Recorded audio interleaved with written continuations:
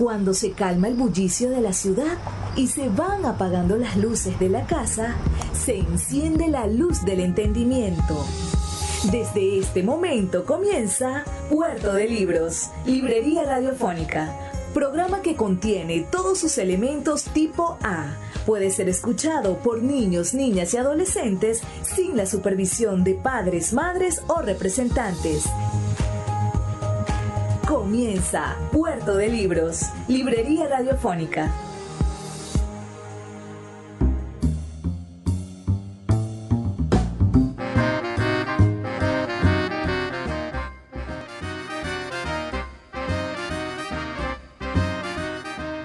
Estamos en Puerto de Libros, Librería Radiofónica, y nos encontramos en la ciudad de Caracas.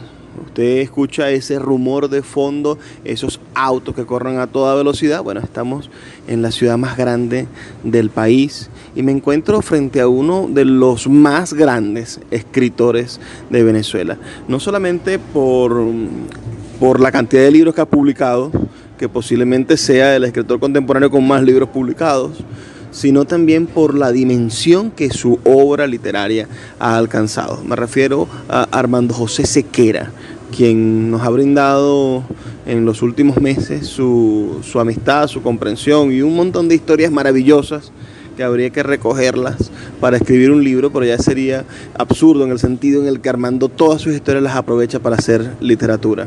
Aunque la gente no le crea que son reales, bueno, sí le suceden, y es él mismo el personaje de una gigantesca novela que es toda su obra. Armando, envíale un saludo a nuestra radio audiencia aquí a través de la 88.1 Radio Fe y Alegría de Maracaibo. Ante todo, buenas noches, y ya de paso esta buenas noches es el saludo.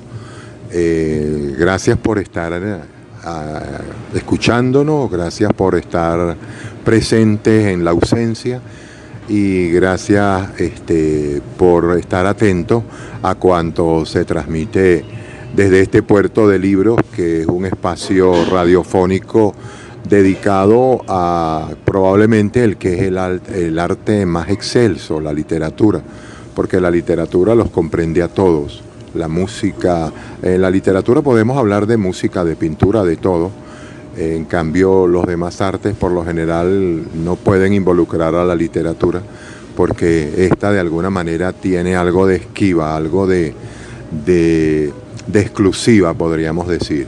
Buenas noches de verdad y bueno, de nuevo gracias por estarnos escuchando y por escucharnos de ahora en adelante. Vamos a hacerte una serie de preguntas, Armando, sobre tu vida, para intentar conocerte, que quede esto como una especie de documento, ¿no? De tu versión de la historia, de tu propia historia. Armando, háblanos de tu infancia. Sequera es el nombre, el apellido de tu mamá. Tu mamá fue madre soltera, te crió desde esa madre-padre que le ha tocado a muchas madres venezolanas. ¿Cómo ella hizo para prefigurar a este escritor venezolano que eres hoy?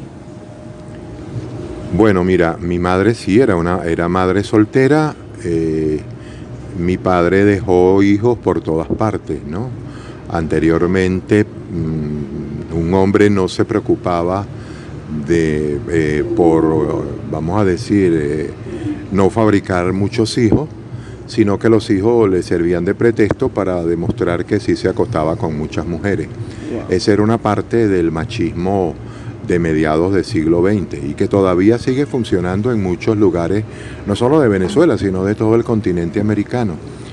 Y bueno, mi madre se empeñó desde muy pequeño en enseñarme ciertas nociones culturales, como el acceso a la literatura, al cómic, a la música clásica incluso, a la pintura, para que yo aprendiera a tener como un ojo adiestrado en cuanto a saber lo que era bueno de ver y lo que no. Y todas esas cosas de alguna manera fueron como prefigurando una personalidad, si no de escritor propiamente tal, de alguien con tendencia a disfrutar las artes. Lo de escribir vino luego como una necesidad porque yo era extremadamente delgado y las chicas de donde yo estudiaba no se fijaban en mí. Pasaban a mi lado y no me miraban. Y eso, por supuesto, para un muchacho de 11 años, 12 años, significaba demasiado, era terrible.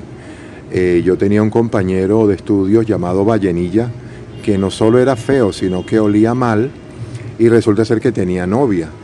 Y yo, bueno, no sé si era feo o le resultaba antipático a las chicas o algo, pero en todo caso yo era buen deportista, era buen estudiante, todas esas cosas, y las chicas ni me miraban.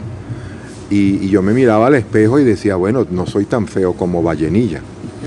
Pero de repente, bueno, me di cuenta un día en que estaba frente a una ventana cerrada, había mucha claridad afuera y el salón de esa ventana estaba a oscuras, por lo tanto se convirtió en una especie de espejo.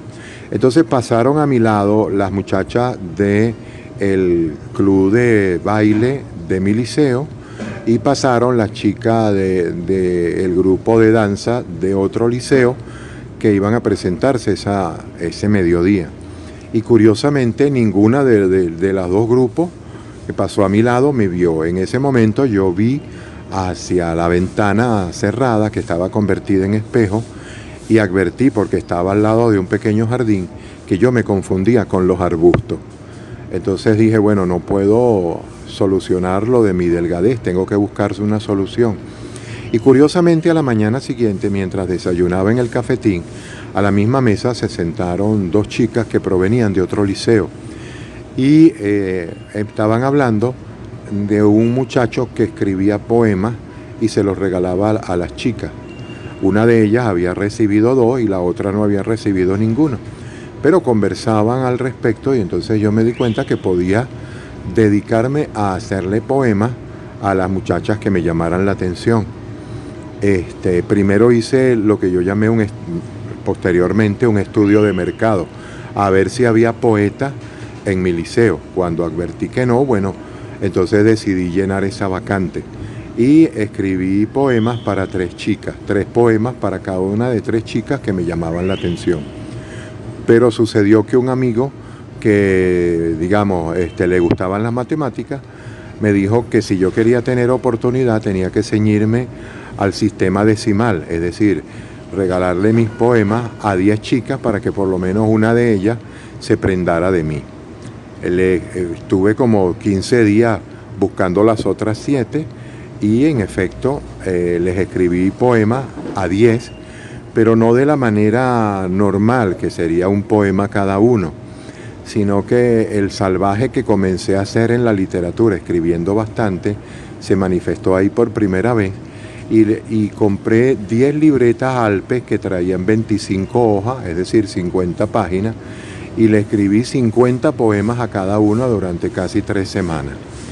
Eso me tomó 3 meses en dárselo, porque además yo era bastante introvertido, y al cabo de esas 3 semanas fui de pupitre en pupitre o de salón en salón y se los ponía sobre la tabla del pupitre, tómale eso, y salía corriendo.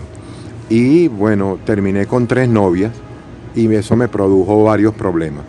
Bueno, esa historia está en Por culpa de la poesía, una hermosa novela que te publicó Alfaguara. Vamos a identificar la emisora. Volvemos en brevísimos 2 minutos y continuamos con Armando José Sequera, nuestro entrevistado en esta noche en Puerto de Libros, librería radiofónica.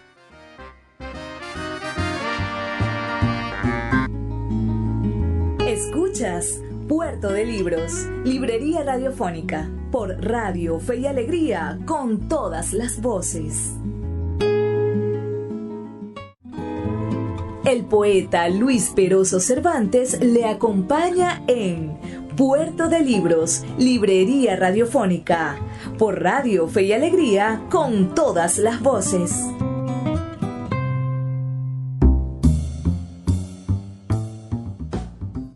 Seguimos en Puerto de Libros, librería radiofónica, por aquí por la 88.1 Radio Fe y Alegría de Maracaibo. Estoy con uno de mis escritores favoritos.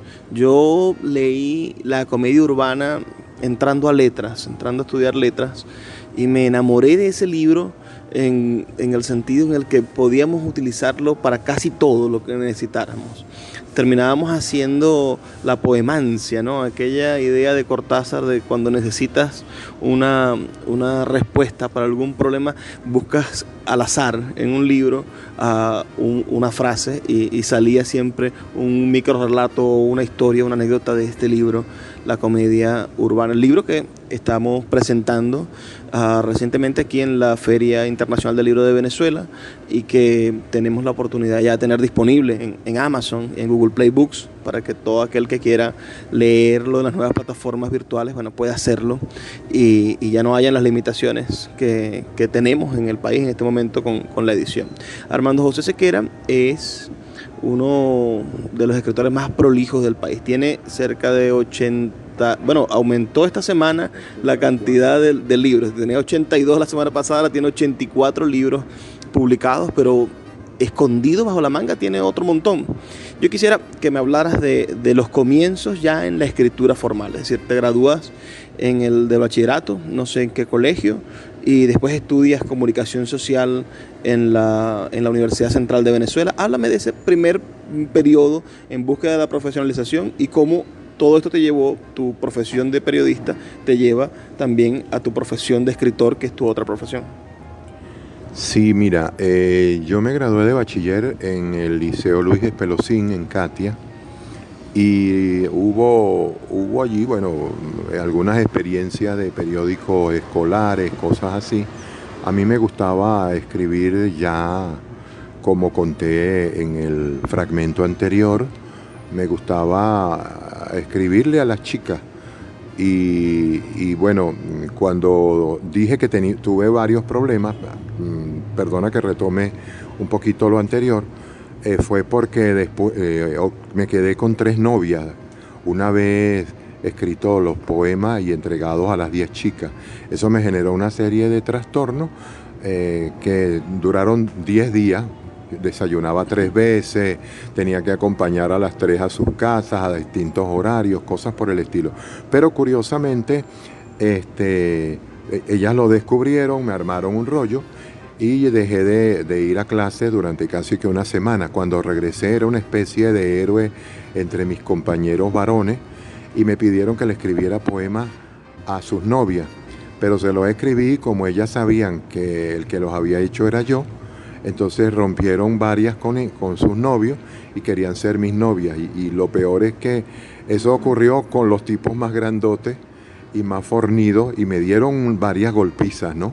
Entonces, bueno, decidí que no seguía cultivando la poesía porque era un ejercicio literario muy riesgoso. Me dediqué más que todo a la narrativa y así comencé también a escribir cosas de prensa y de alguna manera acercarme a lo que iba a ser mi profesión universitaria, la de comunicador social. Estudié comunicación social en la Universidad Central de Venezuela, me gradué en la mención audiovisual con un libro de fotografía al que en ese momento llamé La comedia urbana. Era un libro de fotografía en torno al enfrentamiento entre el peatón y el automóvil por el dominio del espacio urbano, en particular en la ciudad de Caracas. Ese trabajo obtuvo mención publicación y luego fue publicado el texto sin la fotografía por la Academia de la Historia con el título de Alegato contra el automóvil. A la par de eso, bueno, desde que comencé en la Escuela de Comunicación Social, creamos varios amigos y yo un grupo literario llamado El Cobalto Anémico y la Casa Catártica, que publicábamos una revista multigrafiada y a la par una página en el periódico Prueba, que era de la Escuela de Comunicación Social. De ahí surgieron varios escritores, Eloy Yagüe, Earle Herrera, Hugo Colmenares, yo mismo, José Gregorio Bello Porras. Es decir, hubo un grupo que estuvo en esas páginas y bueno, y cada uno luego se desarrolló por su lado. Mi trabajo literario fue luego reconocido con una beca en el primer taller de narrativa del Centro de Estudios Latinoamericanos Rómulo Gallego, que lo dirigió Alfredo Armas Alfonso. Y bueno, para entonces yo pensaba que Alfredo era lo que llamaban en la prensa un escritor telúrico, pero cuando lo conocí me di cuenta que era un escritor mucho más allá, era universal y era probablemente, a mi modo de ver, uno de nuestros mayores autores de literatura.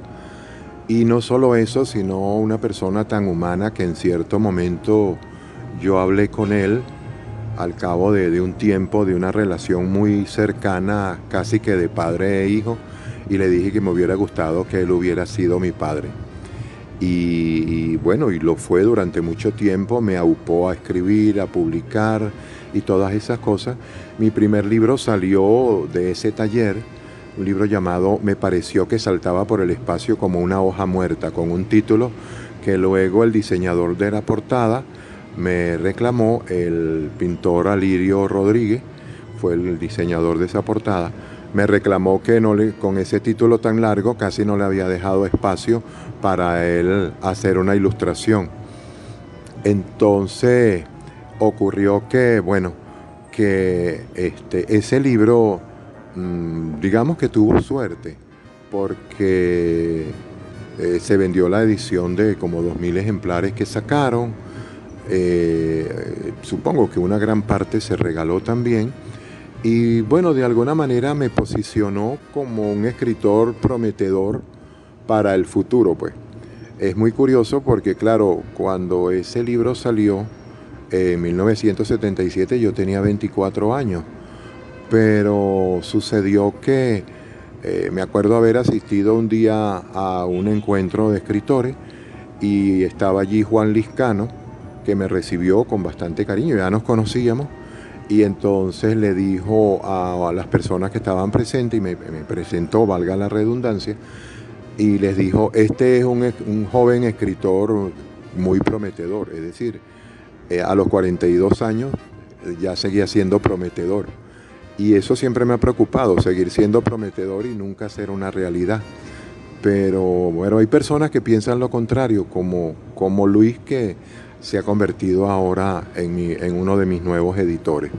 Yo comentaba anoche, precisamente, cuando hablaba de la edición que hicimos de la comedia urbana, ya la novela que recoge 720 microrrelatos y que se convierte en una forma de radiografiar Caracas en un minuto.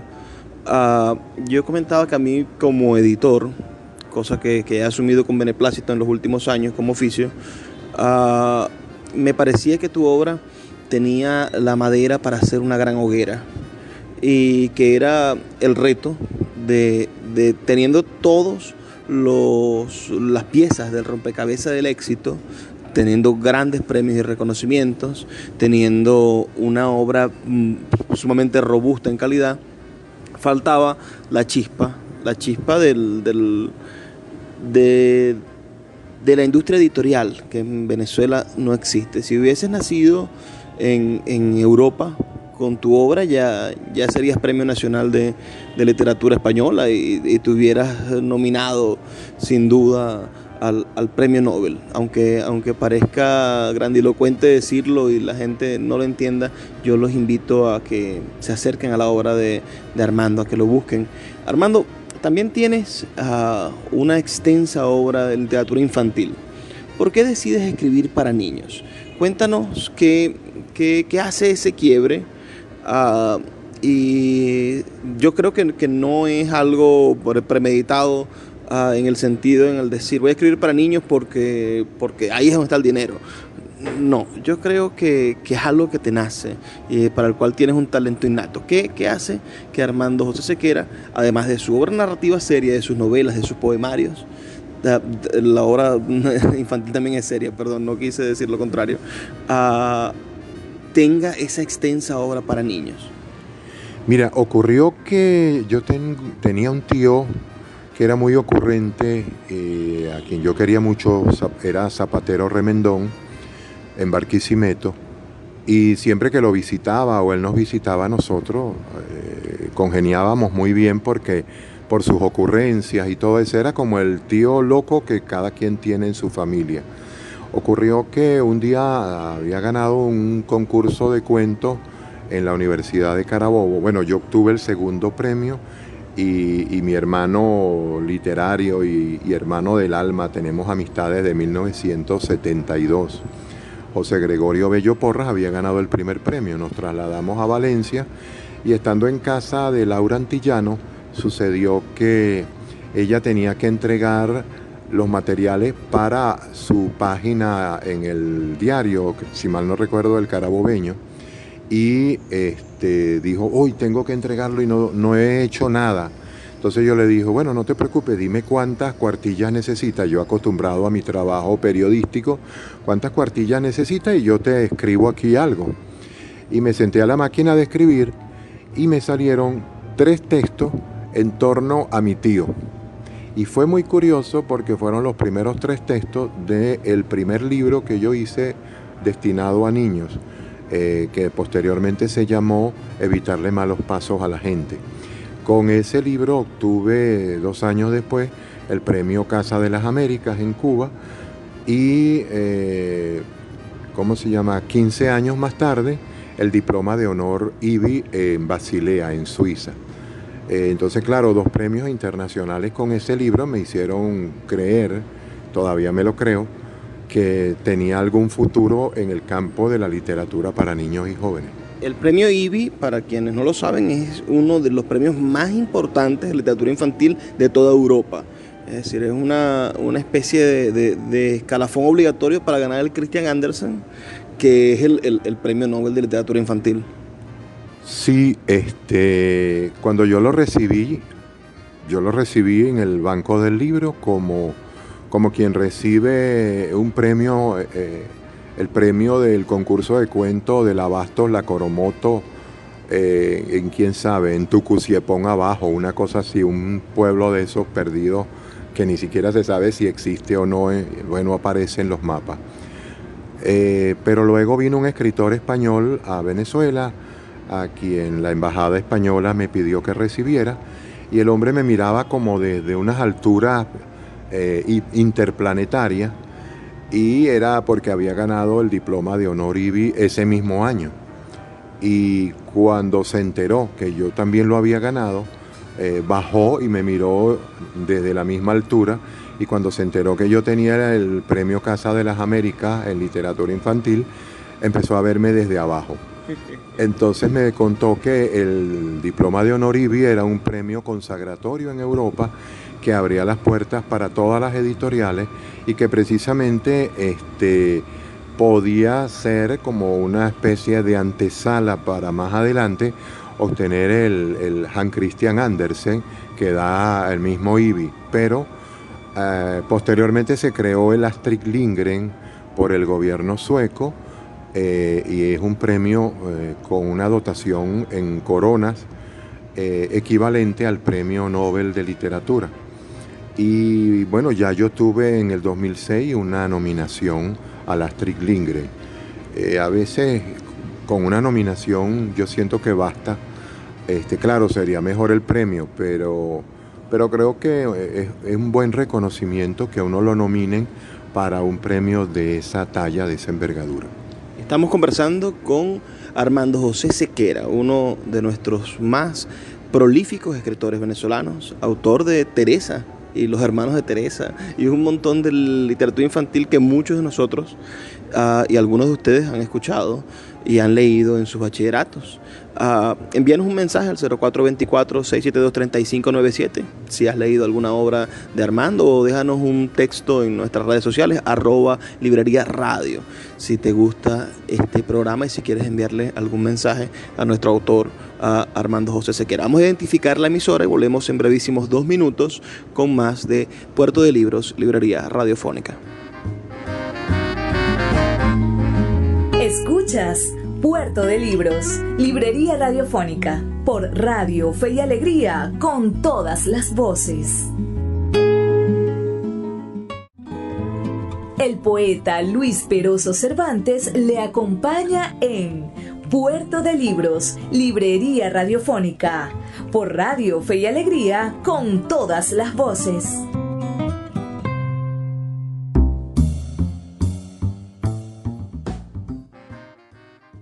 Seguimos en Puerto de Libros, librería radiofónica, por la 88.1 Radio Fe y Alegría de Maracaibo. Ustedes saben que nuestro puerto está abierto para que cada uno tome una de estas embarcaciones mágicas y maravillosas que son los libros, y en estos barquitos de papel de tapa dura usted se pueda lanzar a la aventura, ¿no? Hay muchísimas embarcaciones, solamente entrar al puerto y darse cuenta de que cada uno de estos barcos tiene un destino diferente, pero que es el mismo destino, el destino de la felicidad. Nos hace felices leer. Y hoy tenemos a un escritor que tiene un menú extensísimo de viajes. Él mismo es una agencia de viajes, tiene destinos hacia todos lados. Yo considero que la llamada que nos hizo Armando hace ya algunos meses, unos 4 o 5 meses, diciéndonos que quería reeditar algunos textos con nosotros, es la llamada más satisfactoria que he recibido en el 2019. Y daría lo que fuera para volver a recibirla si existen otras dimensiones. Espero que mis yo paralelos también hayan recibido la misma llamada.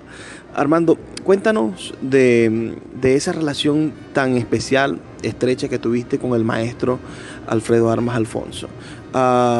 Este escritor, autor del Osario de Dios, autor que logró prefigurar un pueblo imaginario que al mismo tiempo era un reflejo del pueblo donde él creció, que recogió la oralidad de sus ancestros, de sus tías, de sus vecinos, pero que del mismo modo lograba hacer que esa oralidad se convirtiera en un patrimonio de nuestra literatura y de toda Venezuela. ¿Cómo fue esa relación? Sé que trabajaste con él en la Universidad Simón Bolívar. Cuéntanos un poco de esa experiencia laboral también. Haznos saber en qué dedicaste tu vida después de haberte graduado como comunicador social y de qué manera esta guiatura de Alfredo Armas Alfonso te sirvió para ser quien eres. Mira, yo trabajé con Alfredo, bueno, la primera relación fue en el taller que ya dije del Centro de Estudios Latinoamericanos Rómulo Gallego, una experiencia que debió durar 1 año, pero como era una beca que daban 500 bolívares mensuales, y el primer año no lo pagaron, para podernoslo pagar, la burocracia en ese momento, no recuerdo si del INCIBA o del CONAC, obligó a que se hiciera como una repetición del taller, pero lo que fue un segundo taller con él, en este caso remunerados nosotros, los participantes, con esa beca, ¿no? Y tuve la ventaja, probablemente ante muchas otras personas que han pasado por talleres, de tener un taller que duró 2 años. Luego con él trabajé en la Universidad Simón Bolívar, estuve trabajando también en la Fundación para el Rescate del Acervo Documental Venezolano, una fundación que dependía de la Biblioteca Nacional, en un trabajo en torno a los orígenes de la fotografía en Venezuela. Y allí también conocí a la que fue mi primera esposa, Yosune Dorronsoro, que se dedicó posteriormente al estudio de la historia de la fotografía en Venezuela y en otros países. Bueno, con Alfredo la relación fue muy cercana, al punto de que, como ya señalé, yo llegué a sentirlo como el sucedáneo del padre que no tuve, y eso para mí fue extraordinario, con una persona a la que yo admiraba y quería muchísimo, y sé que el cariño era mutuo porque, bueno, en realidad trabajamos en distintos lugares y siempre de muy buenas maneras, ¿no? En la Universidad Simón Bolívar estuvimos trabajando en torno a la editorial Equinoccio. Una vez que él se fue de allí para el diario El Nacional, me quedé yo encargado de esa editorial. Pero en realidad yo trabajé en la Universidad Simón Bolívar también dando clases de literatura. Posteriormente tuve un programa allí llamado Mágico y Maravilloso, acabas de usar la expresión para presentar este segmento, y ese programa tuvo 2004 emisiones de la propia universidad. En cierto momento, como yo trabajaba prácticamente casi que todo en investigaciones fuera y todo eso, tuve hasta la suerte de que el profesor Fernando Fernández, que pasó a ser mi jefe ya en los últimos años, me diera la oportunidad de trabajar desde casa y desde allí poder ir a grabar en la Radio Nacional de Venezuela los programas, etcétera. Tenía siempre una locutora porque siempre busqué que fuera una voz femenina que se identificara con la universidad y no una voz masculina.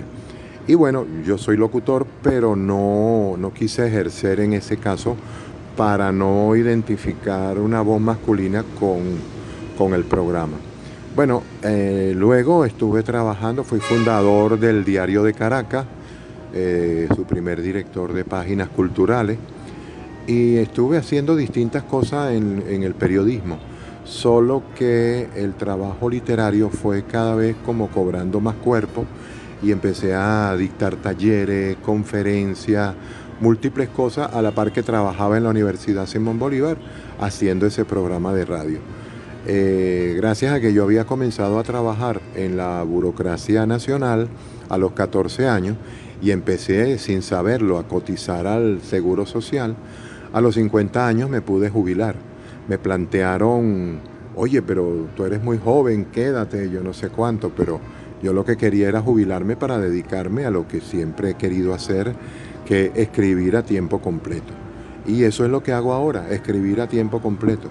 Y bueno, en realidad, gracias a los libros destinados a público infantil y juvenil, he podido cumplir un sueño, que es el de vivir de lo que escribo. Hay un personaje en la novela de Bolaño, Detectives Salvajes, que es escribidor, escribe cartas en una plaza para personas que no saben, y él decía, tiene una frase que a mí me encantaba: en este país solamente vivimos de escribir Octavio Paz y yo sobre México. Yo creo que hay pocos escritores que viven de escribir en Venezuela, tú eres uno de ellos. Aunque bueno, en estas circunstancias que estamos viviendo de crisis, de agobio económico, imagino que tampoco es tan fácil como pudo haber sido en otros escenarios. Bueno, me alcanza para hacer mercado. Lamentablemente no para viajar o cosas como podía hacer antes, pero al menos me alcanza para hacer mercado y para ser feliz. Yo en realidad no soy muy exigente en materia de distintas cosas que la gente quiere. No me interesan los lujos, no me interesa nada que de alguna manera sirva para destacar mi narcisismo, para sacarlo. No. Lo que me interesa a mí es vivir en paz, tratar de que me amen y yo amar. Y ya creo que con eso es bastante. Y el hecho de tener hoy en día para comer, incluso a veces para ayudar a otras personas cercanas, familiares, que tienen problemas económicos mayores, pues yo creo que ya con eso me puedo dar por satisfecho. No es que me resigne o algo así, es que simplemente siempre he sido así, incluso en la mayor abundancia que haya tenido, he sido exactamente igual. Lo económico nunca ha sido para mí un problema. Vamos ahora a hacerte una pregunta difícil. Tienes 84 libros publicados. ¿Podrías recomendarnos tres de esos 84 que te gusten, que sean tus favoritos? Mira, eso siempre me lo preguntan los niños en los colegios. ¿Cuál es su libro favorito? Hace muchos años leí una entrevista que le hicieron a una señora nicaragüense que tenía 7 hijos. Y le preguntaron, ¿cómo hace usted para dividir su amor entre 7? Y ella le contestó, fácil, yo no lo divido, lo multiplico. Exactamente, yo hago lo mismo con mis libros. Yo los quiero a todos y de hecho los llamo mis hijos de papel. Y bueno, los quiero como a mis hijos. Aunque sé que cada uno, igual que mis hijos, o mi hija, que tengo una hija de carne y hueso, igual que ella, creo que han recibido una educación para ser libres de criterio, ser libres de pensamiento y tener su propia vida y andar por la vida sin necesidad de mi persona, de que yo los apadrine o algo así. Lo único que tengo que estar pendiente es de que sean reeditados de vez en cuando, Pero del resto, cada libro tiene su propia existencia. De hecho, tengo uno que casi que se editó solo, Juan de Papel. Lo escribí en 10 minutos estando de viaje y luego lo envié en tiempos en que se usaban disquetes en las computadoras. Lo envié a la editorial sin saber que lo estaba enviando. Y allá lo vieron junto al libro que sí estaba enviando. Publicaron ese libro, pero antes sacaron a Juan de Papel porque les gustó. Y bueno, me encontré con que el libro estaba editado sin ni siquiera yo saber que lo había enviado. Eso demuestra la independencia existencial que mis libros tienen con respecto a mi persona. Algunos otros han tenido premios, han salido, todas esas cosas, y después descubro que tienen una vida independiente. Por ejemplo, el caso de la comedia urbana, un día me sorprendió porque en una reunión que tuve de profesores en España de literatura, me enteré que en la Universidad de Roma, en la Universidad de Lyon y en la propia Universidad de Salamanca, donde estaba invitado, la comedia urbana era estudiada como una gran obra de finales del siglo XX en el continente americano. Y jamás me hubiera imaginado eso, que ese libro hubiera llegado tan lejos o hubiese por lo menos llamado la atención en 3 países europeos. Bueno, Armando, te voy a hacer una pregunta breve. Si te preguntáramos cuáles son tus palabras favoritas, ¿nos podrías decir palabras que siempre te acompañan?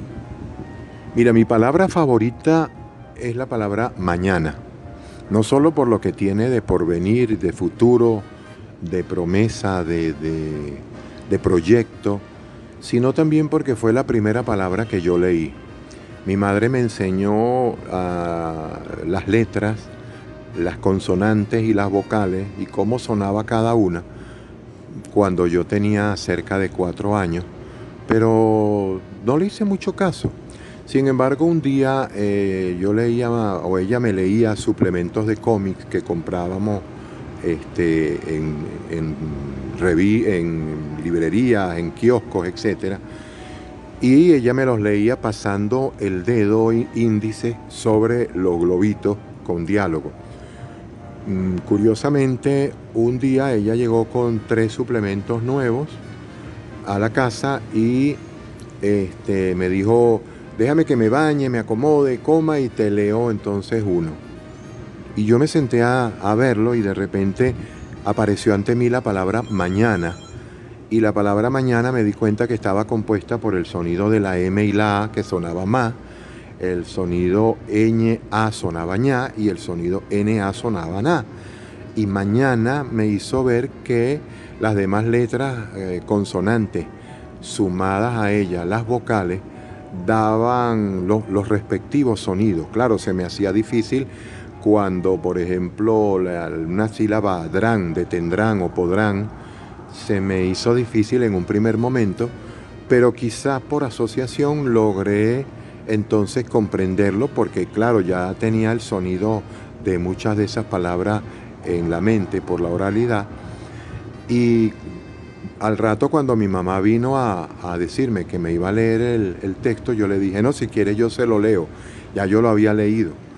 Y se lo fui mostrando y mi mamá salió pegando gritos: el niño sabe leer, ¿quién lo enseñó? Y nadie, fui yo mismo, a partir de que hice como esa conexión en esa palabra mañana. Y yo siento que esa palabra me ha acompañado toda la vida, porque siempre ha sido eso, es decir, el punto de partida para algo que viene, algo que siempre, prácticamente se puede decir que todos los casos ha sido para mejor, algo positivo. Qué maravillosa anécdota, te la agradezco muchísimo. Vamos a hacer una pausa, brevísimos 2 minutos, amigos, y volvemos con más de Puerto de Libros, Librería Radiofónica. Escuchas Puerto de Libros, Librería Radiofónica, por Radio Fe y Alegría, con todas las voces. El poeta Luis Peroso Cervantes le acompaña en Puerto de Libros, librería radiofónica, por Radio Fe y Alegría, con todas las voces.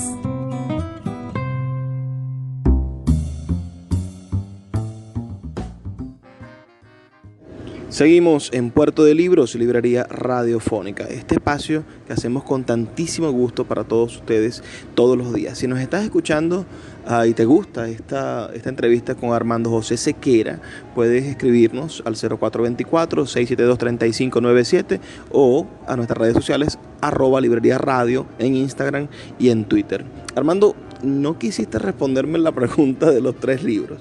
Yo sé que es difícil preguntártelo porque los amas a todos por igual, pero son tantos que podrás tener algún tipo de favorito. Mira, como a mí me gusta colarme de contrabando en los puertos, y este es un puerto de libros, te voy a colar un cuarto. En realidad puedo mencionar el que considero es mi mejor libro para niños, que se llama Fábula de la Mazorca, pero no puedo dejar de lado a Teresa, que es mi libro más exitoso, y Evitarle malos pasos a la gente, que es el libro que ha obtenido 2 premios internacionales y a la par ha tenido repercusión en el exterior también, no solo en Venezuela.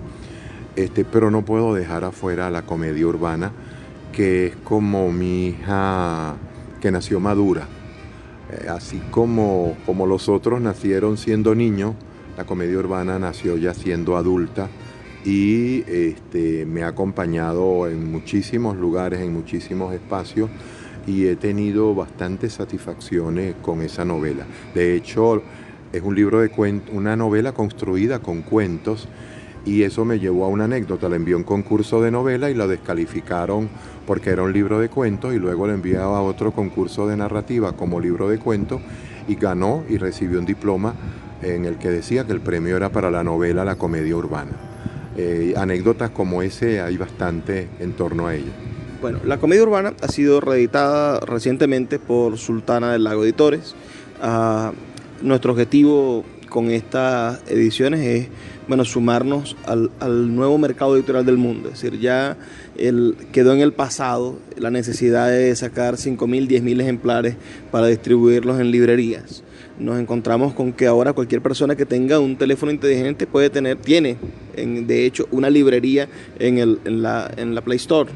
Y tenemos a Amazon, que es el gran monstruo transnacional del libro, que los antiimperialistas la ven con recelo, pero que a fin de cuentas es una herramienta que puede ser utilizada por cualquiera. Lo importante es el beneficio que le pueda traer a la humanidad. Y si son libros, no creo que haya mayor... que la dosis de veneno no tenga su antídoto en el propio libro. Armando, háblanos de esta novela. Quedan poquitos minutos del programa ya. Este es nuestro último segmento, como ustedes saben. Pero háblanos de ¿qué le recomiendas tú a una persona que quiera leer La comedia urbana, que son 720 relatos que narran la historia de Caracas desde las 8 en punto de la mañana hasta las 8:01? ¿Cómo abordar una obra tan grande? Y después, ¿qué mensaje nos puedes dejar al final a tus lectores? Mira, La comedia urbana es una novela construida con cuentos, pero que de alguna manera pretende reflejar la vida no solamente de Caracas, sino de cualquier gran ciudad. Si uno tuviera la oportunidad de vivir como mostraban antes en las películas al Olimpo, que Zeus tenía como una especie de gran visor sobre la tierra, y podía ver lo que estaba sucediendo simultáneamente en distintos lugares, se asombraría de la cantidad de hechos que están ocurriendo al mismo tiempo en esa ciudad, pero también se asombraría de la cantidad de historias que se están contando. Y eso es la comedia urbana, es decir, un resumen que me tomó a mí 21 años de recolección de textos, de historia, de ideas afuera. Y aparecieron todas como si hubieran sucedido en un solo minuto. En realidad el libro era mucho más ambicioso. El libro en principio yo quise que le ganara al Ramayana, que es el libro con más versos, tiene 5.000 versos, yo quería que este tuviera 5.000 microficciones. Pero después me di cuenta de lo inoperante que eso sería para efectos de la publicación y lo reduje a 1440, que es la cantidad de minutos que tiene un día. Pero todavía seguía siendo inoperante y lo bajé a 720, que son los minutos que tienen 12 horas en un día. Todas esas historias se pueden leer como algo que está sucediendo simultáneamente con múltiples protagonistas, tanto los que narran como los que escuchan, y a la par los que forman parte de las anécdotas. Y el libro pueden extrapolarse esas historias a cualquier ciudad del mundo, porque así como suceden en Caracas, suceden en distintos lugares. Yo le fui quitando, precisamente después de escribir las más de 5.000 textos, le fui quitando todas aquellas cosas que identificaran exclusivamente a Caracas o que fueran de un tiempo en particular de Venezuela o de Caracas, o que de alguna manera fueran perecederas en el tiempo y en el espacio.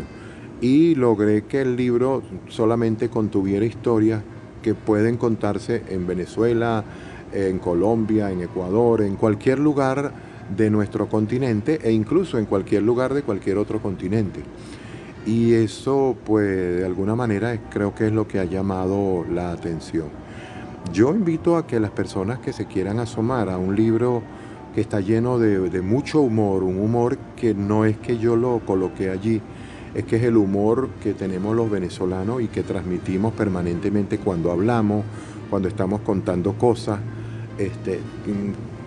Quien quiera ver un retrato hablado, no solamente de Caracas, sino también de Venezuela y del continente americano, lo va a encontrar en la comedia urbana. Es un retrato hablado y expresado por sus propios protagonistas.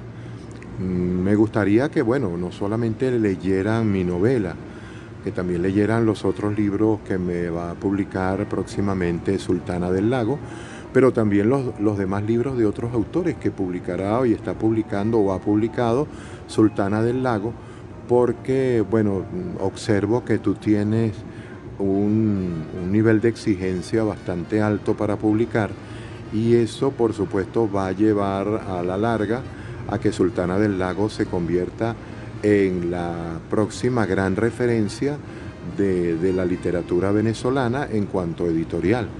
Y bueno, si mantienes este rumbo saliendo de tu puerto de libros, me parece que vale la pena que siga, y yo te felicito, no solo porque me publiques a mí, sino porque sé que estás también detrás de otros escritores y escritoras venezolanos de altísima calidad que estás próximo a publicar o a lograr que se acerquen a la editorial y participen también contigo. Muchísimas gracias por brindarnos esta entrevista, Armando, por brindarnos tu amistad.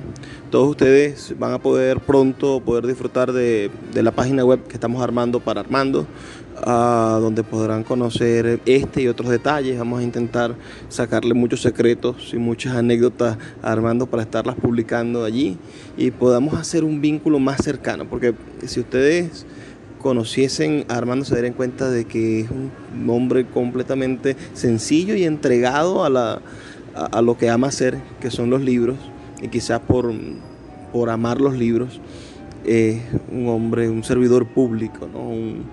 Un servidor público de la lengua, de la gran cosa pública que es nuestro idioma.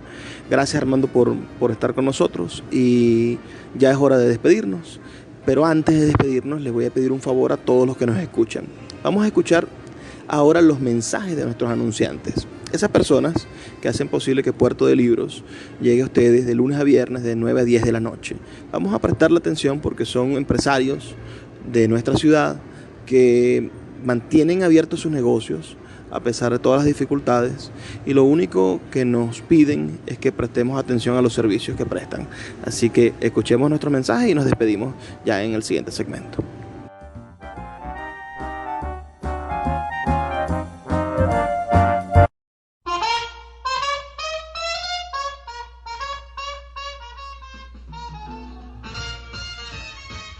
Sultana del Lago Editores es una empresa de servicios editoriales radicada en Maracaibo, la única que presta servicios de impresión bajo demanda en nuestra ciudad.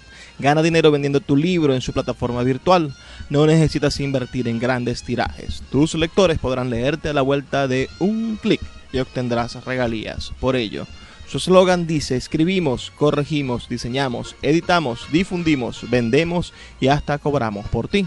Conoce más en su página web www.sultana.com.be o siguiéndoles en Instagram como @sultana del lago.